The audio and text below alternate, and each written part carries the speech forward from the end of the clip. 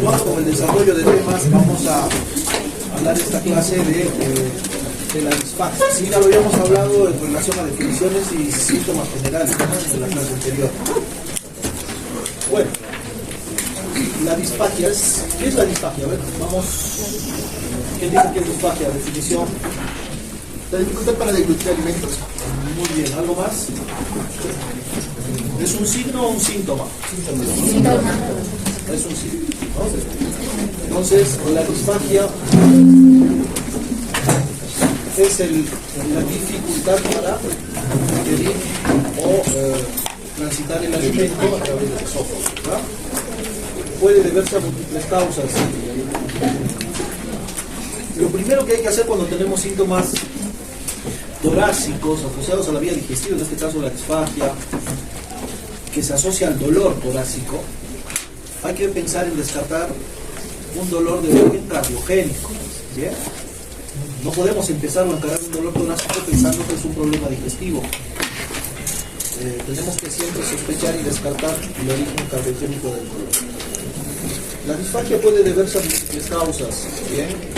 Puede ser causa del trastorno motor, el reflujo gastroesofágico, enfermedades del esófago, esofagitis, y a las enfermedades asociadas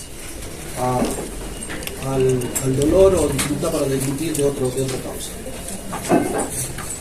Según la etiología o según la ubicación anatómica, mejor dicho, la disfagia puede ser orofaringia o alta, ¿sí?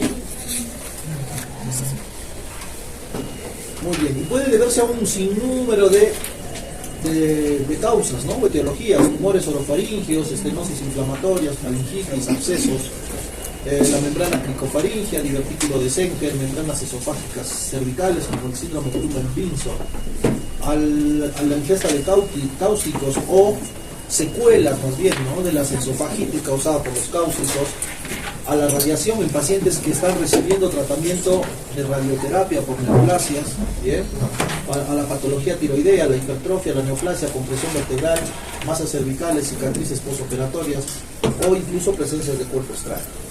Enfermedades del sistema nervioso, por ejemplo, accidentes cerebrovasculares, enfermedad de Parkinson, Alzheimer, traumatismos craneoencefálicos, tumores del tronco cerebral, esclerosis y otras. La lista seguro continúa, ¿no? Continúa, es larga.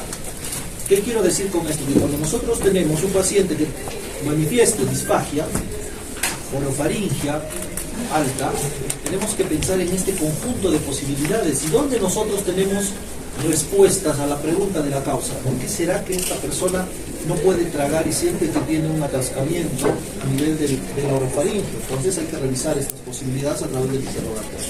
¿Bien? Enfermedades de la placa motora, del sistema nervioso central, ¿sí? Enfermedades del músculo, miopatías metabólicas, ¿sí?, el consumo de fármacos y un montón de otras enfermedades, incluso reumatológicas. La disfagia esofágica, que sería la disfagia baja en todo caso, ¿sí?, puede deberse a causas mecánicas como estenosis inflamatorias o postinflamatorias, por una estenosis péptica. El reflujo crónico produce esofagitis. Las esofagitis, en el proceso, digamos, natural de curación o reparación del tejido, pueden causar estenosis cáusticas secundarias a ingesta de cáusticos, neoplasias, membranas o anillos esofágicos, por ejemplo el anillo de Chatsky, presencia de cuerpos extraños, masas mediastínicas, tumores mediastinales que pueden comprimir el esófago, trastornos motores esofágicos primarios, por ejemplo la malasia, el espasmo esofágico difuso, la peristalsis esofágica sintomática, ¿sí?, el esfínter esofágico inferior hipertenso y otras manifestaciones. La disfagia esofágica se asocia a trastornos motores secundaria por el reflujo gastroesofágico, pseudocalasia, enfermedades endocrino-metabólicas como la diabetes, el alcoholismo, el hipertiroidismo y otras, ¿sí?, con la genopatía, la esclerosis sistémica, enfermedades del tejido conectivo, lupus, infecciones, candidiasis esofágicas, citomegalovírus, enfermedades de Chagas y las miopatías y neuropatías. ¿Cómo hacemos el diagnóstico de la disfagia? Haciendo una historia clínica detallada sobre posibles causas, lo que acabamos de decir: siento que no puedo tragar y la comida se me queda acá. Entonces abriremos las posibilidades diagnósticas en base a un interrogatorio detallado y dirigido hacia lo que sospechamos, ¿sí? Enfermedades asociadas a enfermedades de la garganta, de la faringe, ¿sí?, si es de inicio súbito o es progresivo, ¿bien? Por ejemplo, haciendo el análisis, una disfagia de inicio súbito, yo estaba bien hasta que ayer empecé a sentir atascamiento. ¿Y qué sospechará? En un cuerpo extraño. Muy bien, por ejemplo, un cuerpo extraño, ¿no? Estaba comiendo algo y sentí que pasé algo y después no pude tragar más. Inicio súbito, inicio progresivo. Mi papá poco a poco empezó a decir que siente un atascamiento y que no puede comer. Ha bajado de peso y no puede comer desde el mes pasado, hace un mes y medio. Cáncer, Cáncer, ¿no? Un proceso neoformativo que va obstruyendo de forma progresiva. ¿Bien? Síntomas asociados, ¿bien? De la disfagia, dificultad para iniciar la difusión, presencia de tos, la localización, la precisión con la que los pacientes de disfagia obstructiva sitúan el trastorno. La disfagia a líquidos o a sólidos, por ejemplo, una disfagia a líquidos. La comida, el segundo, puede pasar normal, pero cuando tomo un matecito me atraganto. ¿Qué tipo de disfagia será? ¿A sólidos o a líquidos? A líquidos. A líquidos. Si hacemos el análisis o tratamos de interpretar lo que le esté pasando al paciente, que en realidad son disfagias de trastorno motor. Las disfagias con trastornos motores se asocian a una disfagia de líquidos y no sólidos. En cambio, las disfagias malignas, por decirlo de alguna manera, obstructivas, van siendo de sólidos a líquidos, ¿no? Al principio podía comer normal, pero después los sólidos ya no podía pasar y solo pasaba líquidos, ¿no? Progresivo, ¿sí? O si es intermitente. Los síntomas asociados esofágicos, por ejemplo, el dolor torácico, un paciente que presenta pirosis o dolor musculoesquelinal de larga data, podríamos sospechar de una esofagitis, ¿verdad? Que progresivamente fue obstruyendo y causando una estenosis esofágica, ¿verdad? Asociada a pirosis, y están asociadas a rectificación, a síntomas nasales o faringonasales, a alorrea, a síntomas neurológicos, ¿bien? Tuvo un traumatismo encefalocraneal, se cayó en la moto, se golpeó la cabeza, estuvo internado, 15 días, lo operaron, sacaron un tumor cerebral, un coágulo del cerebro, X, y desde ese día le dieron de alta y tuvo problemas para deglutir, secundario a trastornos motores, secuelares, ¿verdad? Le dije, sistema nervioso. Si se asocia, ¿no?, a síntomas constitucionales, anorexia, pérdida de peso, ¿bien? Lesión esofágica por fármacos, ¿qué medicamentos toma? ¿Bien? Acá tenemos una lista, seguro que son algunos medicamentos que pueden causar lesión o erosiones o inflamación, esofagitis por fármacos que pueden llegar a causar también disfagia. Entonces hay que pensar en qué estás tomando, qué medicamentos estás tomando que puedan asociarse a los síntomas. ¿Bien? Las esofagitis infecciosas en la mayoría de pacientes que presentan inmunodepresión como SIDA, trasplantes, los que han sido receptores de trasplantes o están inmunosuprimidos. Se infectan con enfermedades oportunistas que producen disfagia. ¿Bien? De hecho, en algunos casos, al menos en pacientes jóvenes, en el contexto epidemiológico, los que han estado expuestas a zonas de alta prevalencia de VIH, por ejemplo, ¿no? Puerto Maldonado, paciente joven, 18 años, se fue a trabajar a la selva y después de un año retorna con pérdida de peso y disfagia. ¿En qué sospecha? Bueno, uno empieza a pensar y empieza a interrogar, ¿no? Situaciones, digamos, de riesgo a nivel de enfermedades de transmisión sexual, entre ellas el VIH. Se le hace una prueba, da positivo, se hace una endoscopia y se encuentra candidiasis esofágica. ¿Sí? Puede aparecer en pacientes que tienen diabetes mellitus, alcoholismo crónico, hipotiroidismo, insuficiencia renal, lupus. Lo más frecuente es la Candida albicans o la candidiasis esofágica. ¿Cómo exploramos o cómo estudiamos la disfagia? Con estudios complementarios, una radiografía nos puede mostrar, ¿sí?, si hay algún tipo de alteración a nivel del esófago, ¿bien?, o de las zonas adyacentes. Con contraste, podríamos pedir una radiografía con contraste, ¿sí? Tenemos otros estudios, el contraste con bario para ver tumores, la endoscopía digestiva alta para detectar con mayor precisión la ubicación, el tipo, incluso sirve para tomar biopsias y de manera terapéutica para lograr una dilatación del esófago en caso de que se necesite, ¿verdad? Proporcionan información útil en la evaluación terapéutica de las estenosis en la endoscopía. La videofluoroscopía se hace instilando sustancias de contraste a través del esófago por vía endoscópica y se hace radiación con fluoroscopía y se ve, ¿no?, las zonas estenóticas y demás. El tránsito esofágico con radioisótopos, el estudio del tránsito esofágico mediante radioisótopos se hace con 10 ml de agua marcada con tecnesio 99. Permite evaluar la dinámica del glutón y cuantificar el tiempo de tránsito y el pasamiento glofaringeo. Aporta datos para evaluar los resultados terapéuticos relacionados con la respuesta clínica y la mejoría del vaciamiento.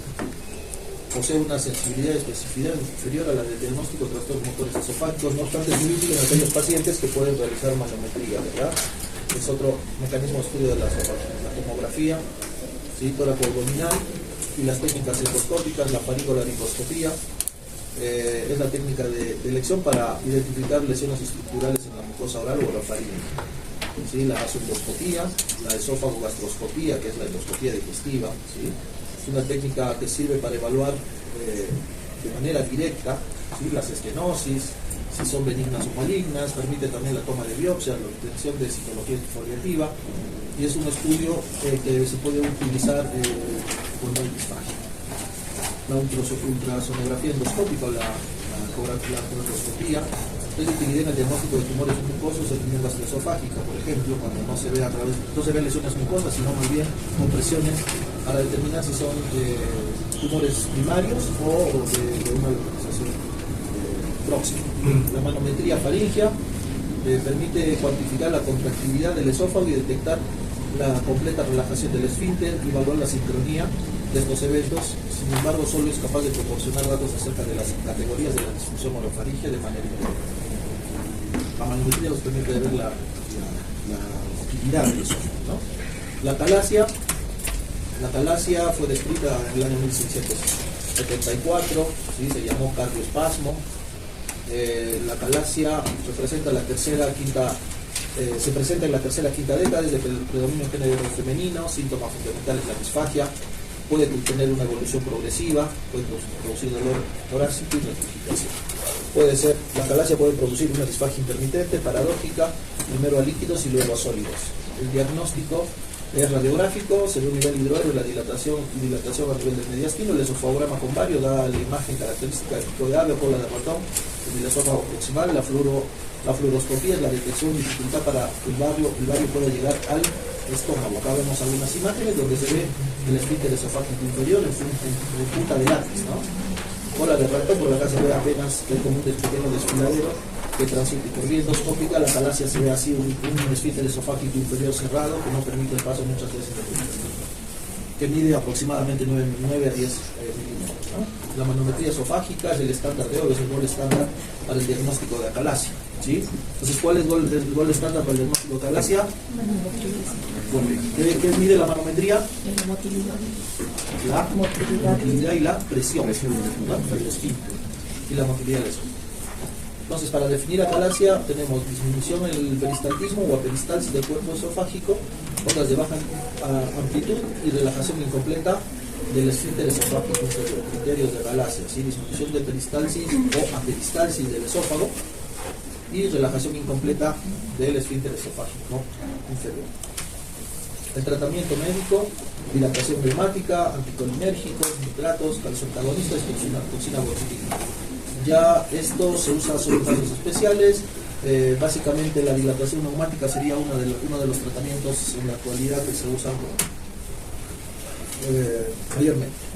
El tratamiento quirúrgico se hace una cardiomiotomía de Heller, seguida del tratamiento antirreflujo, y en pacientes con acalasia que no responden se hacen dilataciones esofágicas en varias sesiones. Acá se ve falla de relajación en el esfínter esofágico inferior y aperistalsis del cuerpo esofágico. El esófago no empuja y el esfínter se cierra. ¿Bien? Acá se está viendo cómo se hace la terapéutica con balón. Se denuncia un balón, ¿sí? De hasta 30 milímetros en forma progresiva en varias sesiones a nivel de la zona, ¿no? Del esfínter esofágico inferior. El espasmo esofágico tiene como síntomas dolor intenso, despertado por la deglución. Algunas veces ha pasado en pacientes que no tienen patología, pero pues uno toma una bebida fría, una bebida gaseosa de manera rápida, uno usted siente como un dolor, ¿no? Un espasmo esofágico, ¿sí? Produce disfagia transitoria porque el esófago se queda contraído, porque el músculo hace espasmo, desencadenado por frío, calor, lubricantes y en episodios de espasmo esofágico. El diagnóstico difícil, se realiza el diagnóstico con una manometría durante el programa y se pueden usar nitratos. Disquinesia esofágica, presbiesófago, ¿sí? Son contracciones no propulsivas de baja intensidad en el esófago y tiene como manifestaciones clínicas el eje y la disfagia ocasional intermitente azul, presbiesófago. El diagnóstico es como ideología, es un método indirecto, y la manometría nuevamente es la que nos va a definir el diagnóstico de la disquinesia esofágica, ¿sí? esófago en cascanueces o el nutcracker, espasmo esofágico difuso, esófago en sacacorchos, esófago en tirabuzo. También la radiología, manometría, el tratamiento de los tipos. La pseudoacalasia es una enfermedad descrita por Ogilvy en 1947, es una infiltración tumoral del esófago distal o del cardio, ¿sí? Pseudoacalasia, la acalasia es la contracción, ¿sí? La falta de relajación del esfínter esofágico inferior, y la pseudoacalasia es el crecimiento de un tumor que da la impresión de que está el esófago contraído, pero que es a causa de un tumor que puede estar infiltrando, ¿sí? Lo más común es el adenocarcinoma del estómago, que obstruye la luz del esófago, como lo dice acá, interrumpe la inervación de los plexos. La enfermedad de Chagas es otra causa de acalasia, causada por el Sarcosoma cruzi. En zonas endémicas hay que sospechar la enfermedad. Es una lesión irreversible del plexo mientérico y alteraciones iguales a la acalasia.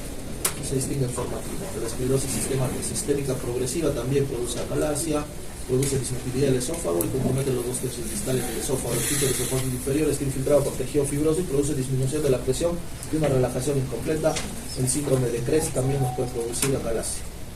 Trastornos motores inespecíficos, contracciones no transmitidas, prolongadas, de baja amplitud y relajación incompleta del esfínter esofágico inferior. Trastornos motores inespecíficos se detectan con manometría. Trastornos motores del esófago, pacientes con diabetes mellitus también hay que sospechar. Presentan alteraciones motoras en el 50% de casos, la disminución de la presión del esfínter esofágico inferior y lesión neural del vago con neuropatía diabética en todos los niveles. La radiología sirve para evaluar la acalasia y se debe pedir con doble contraste para ver la morfología y el déficit o el defecto de ellos, ¿sí? Eso de disfagia. Ahora vamos a ver cuerpo extraño. El cuerpo extraño es el impacto de un cuerpo extraño a nivel del esófago, ¿no? Es una emergencia clínica, requiere sustracción rápidamente para aliviar los síntomas, establecer el tránsito esofágico de forma adecuada y evitar complicaciones. Puede ser más frecuente o es más frecuente en niños que en adultos. Los sitios de posible impactación de cuerpos extraños pueden alojarse en las estrecheces anatómicas del músculo cricofaringio, ¿sí? A 17 centímetros de la arcada dentaria aproximadamente, en el arco aórtico, que es la otra zona de estrechamiento, en el bronquio izquierdo y el esófago distal, ¿sí? Son las zonas donde tenemos los estrechamientos esofágicos, es donde generalmente podemos encontrar los cuerpos extraños. Casi siempre el cuerpo extraño se ubica en el cricofaringio. Esta semana me parece que tuvimos uno que fue una chapita, ¿no? Una chapa, no sé quién estaba rotando conmigo, tuvieron que ir a quirófano para extraer la vasosedación, porque en ese momento no se podía. Los cuerpos extraños también pueden ser polo alimentario, ¿sí? Por causa de anillos esofágicos que disminuyen o estrechan la luz del esófago. Acá se ve un anillo de Chasky en el dibujo. Podemos ver en pacientes que comen de manera rápida sin hacer un buen proceso de masticación, de gluten en el alimento, y pues se queda atrapado en estos estrechamientos, y el paciente, como habíamos dicho, lo habíamos dicho al compañero, estaba perfecto y de repente se fue a comer, no sé, parrilla porque era cumpleaños de su enamorada, y le llamaron de su casa y empezó a comer rápido y ¡pum! Empezó con el síntoma en la mañana, o después de llegar a su casa no podía tragar. Entonces en ese caso hay que sospechar causa de disfagia posible, obstrucción por cuerpo extraño, o en este caso alimentos, ¿no? Asociado a un anillo de Chasky, ¿sí? El anillo de Chasky es una membrana, pueden ser divertículos, estenosis, los que facilitan el atrapamiento del cuerpo extraño. Acá tenemos una membrana, el síndrome Kluver-Vinson, ¿sí? Son membranas de mucosa que se asocian en el síndrome Kluver-Vinson a membranas esofágicas, anemia por deficiencia de hierro, y pueden verse alteraciones en el epitelio esofágico. Los divertículos, acá vemos una radiografía, un esofagograma con contraste, y se ve acá un divertículo de Senker a nivel del esófago principal, ¿verdad? Cerca del cricofaringio. Esta bola, que se ve pintado, es un divertículo de Senker. Un divertículo del esófago, 5 centímetros por debajo de la carina, y en el tercio inferior, o divertículos epifrénicos, ¿bien? Las estenosis pépticas, se ve que hay un proceso inflamatorio, ¿sí? Con tejido de granulación, que en su proceso de cicatrización produce inflamación y estrechamiento, ¿no? Una estenosis esofágica que puede facilitar el atrapamiento por extraño. Y por último, el cáncer, las neoplasias, que son crecimientos celulares, neoplásicos malignos en todo caso, que obstruyen la luz y pueden facilitar o causar atrapamiento. La mayoría de los cuerpos extraños pasan al estómago, son eliminados espontáneamente, a menos que tengan un diámetro grande, siendo rígidos o largos. Nos ha tocado la experiencia de extraer un cepillo dental. Una chica menos de 30 años. No sabemos cómo se metió el cepillo, pero estaba el cepillo. Ella vino diciendo que se había traído el cepillo. Por lo general son pacientes psiquiátricos. Ajá, sí, por lo general, como siempre, en medicina no hay exactitud, no hay... son probabilidades. La mayor parte de pacientes tienen un componente psiquiátrico, ¿verdad? En este caso, bueno, también pues habrá tenido, pero no parecía, no tenía diagnóstico, pero bueno, apareció un cepillo. Y lo tuvimos que extraer, son difíciles de extraer porque son largos y para extraerlos pues hay que hacer maniobras específicas, ¿no? Y los cuerpos extraños se pueden presentar en el tubo digestivo, son estos: cepillos de dientes, cucharas, picadas de pelo, monedas y todo lo que encuentran en la cavidad oral, en la boca. Acá vemos que estamos sacando una moneda. Generalmente en niños el diámetro del esófago es de menor calibre, en adultos podría llegar a pasar, ¿no? Un día me trataba guardia en la tarde y llegó un niño de 8 años con su mamá y se había tragado moneda. La mamá dice que se estaba robando plata de ella, que se estaba sacando la plata, ¿no? Tenía pan la señora y se estaba llevando, y él pues se tragó y dijo: seguro después lo vomito, y me sacó el dinero. Encontramos 3 monedas juntitas de un sol, el esófago. Por suerte lo pudimos sacar. Y la otra era que el niño le decía a su mamá: me has estado robando. Y el niño decía, pues para disculparme, ¿no? No hemos jugado al reto, ¿viste? Esos retos, pero hay una época que los chiquitos jugaban a retos del TikTok, esas cosas. Y el pata decía: a ver, ¿cuántas te puedes tragar? No te puedes decir, sí me puedo, y se tragó pues 3 monedas, ¿no? Quedaron las 3 atrapaditas así en el esófago, y bueno, tuvimos que sacarlo de extraerla porque si no produce necrosis, ¿sí? Por compresión. El esófago está siempre contraído, y si tiene algo adentro, pues la compresión es sobre la superficie que esté, ¿no? Entonces eso produce hipoflujo, hipovascularización, necrosis y perforación. O sea que a la larga termina mal, por lo tanto hay que retirar el cuerpo extraño.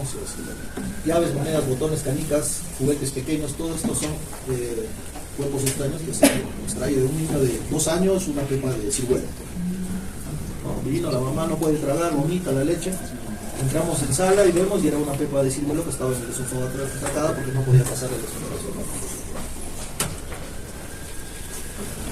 Acá vemos varias cosas, ¿sí? Que son los cuerpos extraños, y lo que seguro vamos a mencionar acá: en los niños la ingestión suele ser resultado de la curiosidad natural, ¿sí? En forma inadvertida o intencional. Es frecuente observar cuerpos extraños con trastorno de desarrollo psíquico, lo que decía el compañero, psiquiátrico. Puede ser de distintos tipos: romos, ¿sí? Punzocortantes, que son los de mayor peligro, que se tienen que extraer de manera rápida, urgente, porque estos pueden llegar a producir una perforación y una complicación grave, ¿sí? La ingestión intencional en adultos se ve más en pacientes con trastornos psiquiátricos, con alteración del sensorio, o los que quieren obtener un beneficio sobre ello. El impacto por alimentos en el adulto, acontece en sitios de estenosis del esófago, lo que ya dijimos en la parte. Los impactos alimentarios pueden ser pedazos de carne, ¿sí? Huesos, espinas de pescado, hueso de pollo, alambres, cáscara de huevo, y demás, ¿no? Tenemos algunos protoquipos donde se pueden. Las tabletas grandes también pueden atascarse. Acá tenemos la videoplaca endoscópica, que también puede convertirse en un cuerpo extraño. Los factores que contribuyen en el impacto de cuerpos extraños en adultos: la forma, el comer rápido, ¿no? Sin masticar.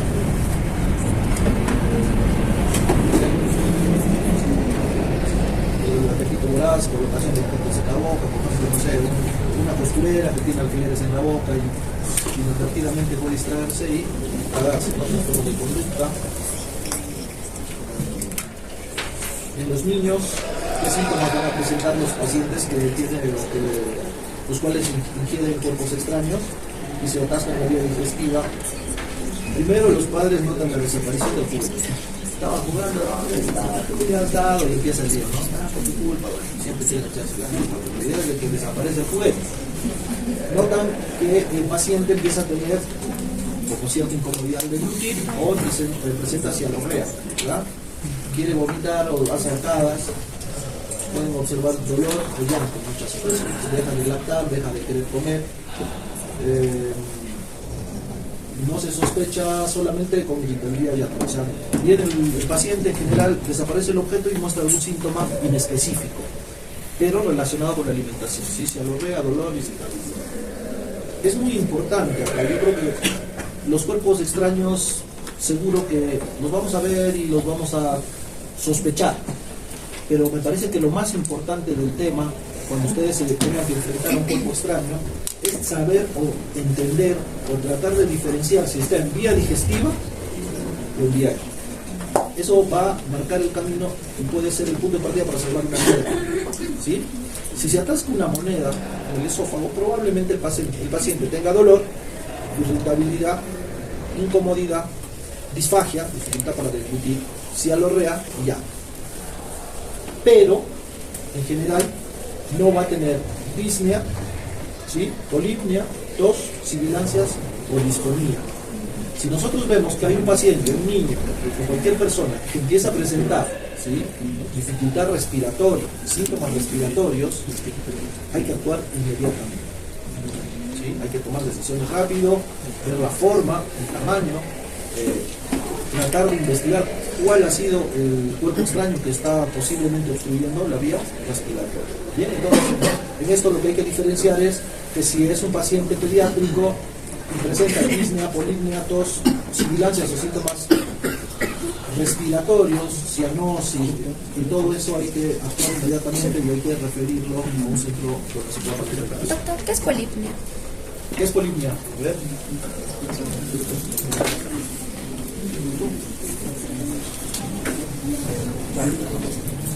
Respiración rápida, ¿sí?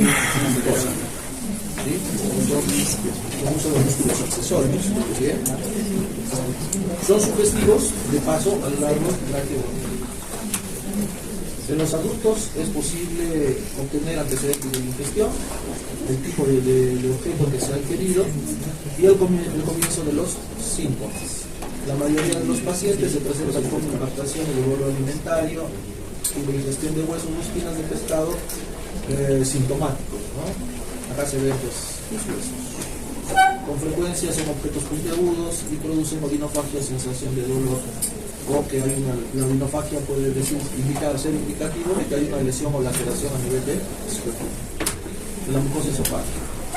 Al comienzo de la ingestión de la obstrucción puede ocasionar dolor torácico súbito, incapacidad para deglutir, arcadas, vómitos o sensación de hambre. Los síntomas sin el antecedente de ingestión pueden ser ahogos, vómitos, saliva teñida con sangre, estrés respiratorio y estridor. ¿Un cuerpo extraño en vía digestiva puede producir diestrés respiratorio, sí o no? Vía digestiva. Sí, es muy grande. Sí, es muy grande, ¿no? Podría, pero en general, no. Ahí está la diferencia. ¿Sí? La vía digestiva en general, si es un bolo alimentario grande, en caso probablemente obstruye las cosas, y es la vía respiratoria la que hay que resolver rápidamente, ¿verdad? Pero si el cuerpo extraño no ha pasado, probablemente no tenga síntomas respiratorios. Entonces, respira normal, pasa bien en ambos campos pulmonares, entonces uno puede de alguna manera entender que no va a haber una afectación de la vía respiratoria. Pero si la vía respiratoria muestra síntomas de manera aguda, sí hay que sospechar de una afectación. Pero puede haber dolor al respirar por la compresión del tórax. Si es que ya, pues el esófago se encuentra en la parte media anatómicamente, el dolor tendría que ser eso. Si te refieres a eso, podría tener dolor incluso no al respirar solamente, sino dolor permanente, como vemos acá, pues, por la laceración, por el daño mucoso que ha ocurrido por el dolor. ¿Sí? El diagnóstico. La evaluación clínica, los síntomas del paciente indicarán la necesidad de explorar endoscópicamente y esta debe ser extremadamente cuidadoso, sobre todo en la observación de la faringe.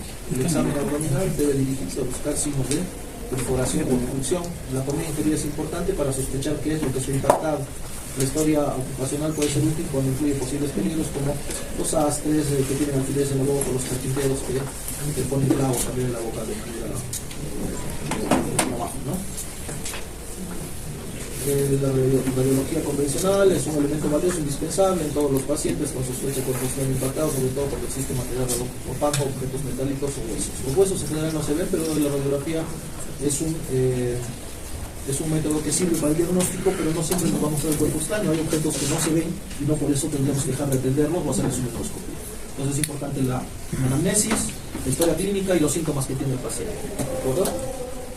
Un diagnóstico radiológico, se solicita una placa simple de tórax y de cérvico-torácica y se puede ver ahí la impactación de una moneda, ¿no?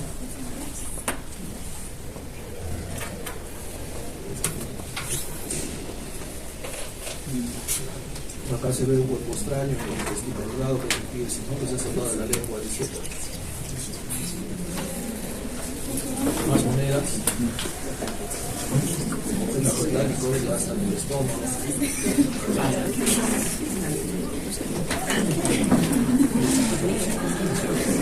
¿Qué habrá pasado acá? Uno, puede haber ingerido el alfiler.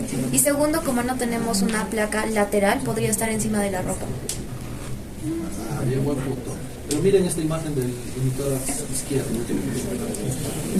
Hay compromiso del pulmón. Segundo, la carina está acá, ¿no? Aquí están los bronquios y el esófago está por debajo. Podría ser que el esófago sea perforado. Este sea una motora.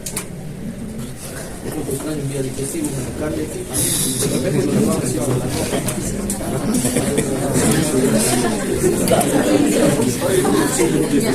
Son imágenes de cuerpos extraños en el tubo digestivo.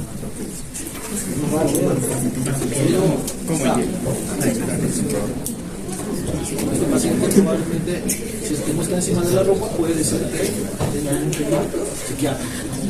Uno, dos o tres. Sí, acá hay más. Son difíciles de extraer.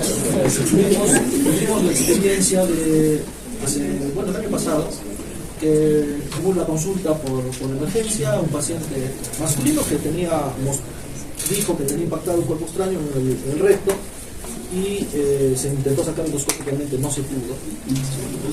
Nunca dijo, no quiso decir qué era lo que estaba dentro y se sacó una varilla de aluminio, unos 35 centímetros por vía quirúrgica.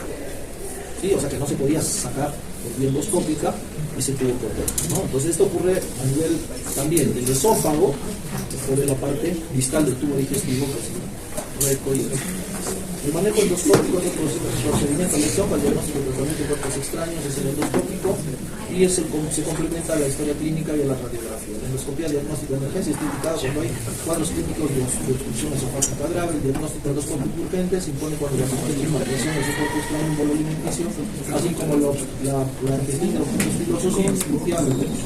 Acá tenemos imágenes de cuerpos extraños en el tubo digestivo y en el esófago. ¿Qué accesorio se usa? La pinza de dientes de ratón, el cocodrilo, el trípode, las asas, las dormias, balones dilatadores y los caps endoscópicos. Este es un sobretubo, este es un cono protector para sacar objetos punzocortantes, ¿no? Entonces, al sacar se puede perforar, incrustar y inclusionar más, pero esto es una red de complicaciones, perforación hemorragia. La perforación suele ocurrir con objetos punzocortantes, hueso de pollo, palillo de dientes, espinas de pescado. Y bueno, para terminar, ingesta de cáusticos. Es un cáustico. La ingestión de cáusticos es en niños de manera accidental de igual manera, ¿sí? En adultos por intentos suicida también accidental. Los tipos o agentes cáusticos pueden ser ácidos o álcalis, ¿verdad? En relación a el pH fisiológico. Los que están por debajo de 4 es ácido y los que están por encima de 10 o 2 es álcali. Los ácidos producen coagulación proteica, pérdida de agua, escara mucosa y tienen menor poder de penetración. El álcali produce una licuefacción tisular, sabonificación de grasas, desnaturalización de proteínas, trombosis capilar, retención de agua, quemadura térmica por deshidratación y tiene un gran poder de penetración. ¿Bien? El álcali y el ácido. Lo mismo, el ácido y el álcali tiene estos. El ácido es lesión por coagulación y el álcali produce una lesión tisular por licuefacción.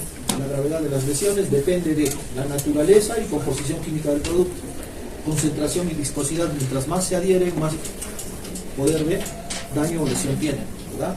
La cantidad ingerida. ¿Cuánto has tomado? Un sorbo, porque la botella estaba en la mesa y tomé un sorbo, sentí que está y lo escupí, ¿no? En cambio viene el otro, que se 3 de la mañana, peleado con su enamorado, agarra la botella y dice, me voy a tomar ese maldito, y se toma toda la botella intencionalmente. ¿En qué caso habrá mayor lesión? La que tomó más tarde, ¿verdad?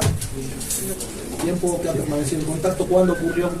Hace más de 24 horas o menos de 24 horas puede ser indicativo para hacer endoscopía diagnóstica.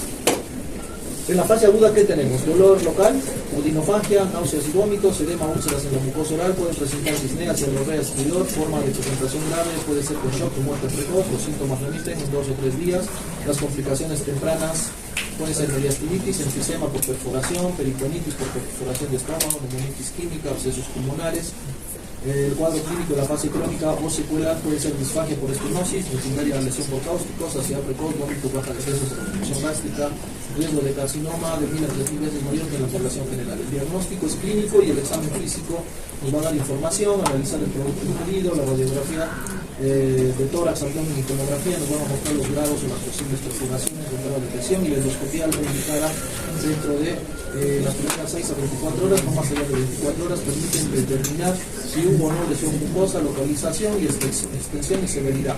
Está contraindicada en obstrucción de vía aérea superior, síntomas de perforación, inestabilidad hemodinámica, shock o después de las 24 horas de la ingesta de la sustancia. Los criterios endoscópicos, existe una escala de Sargar, ¿sí?, que nos permite definir en el momento agudo qué grado de lesión tiene y cuál es el pronóstico del paciente en relación a los hallazgos endoscópicos. Acá tenemos el grado 1, 2A, 2B, 3, 3A y 3B. El pronóstico de, por ejemplo, el 2A, donde se van a ver exudados, erosiones úteras, obstrucciones y hemorragias, en general no producen secuelas tardías. El 2B, úlceras profundas, interferenciales y necrosis, el riesgo de estenosis es del 70 al 100%. El 3A, pequeñas áreas de necrosis con lesiones interferenciales, un riesgo de estenosis altísimo.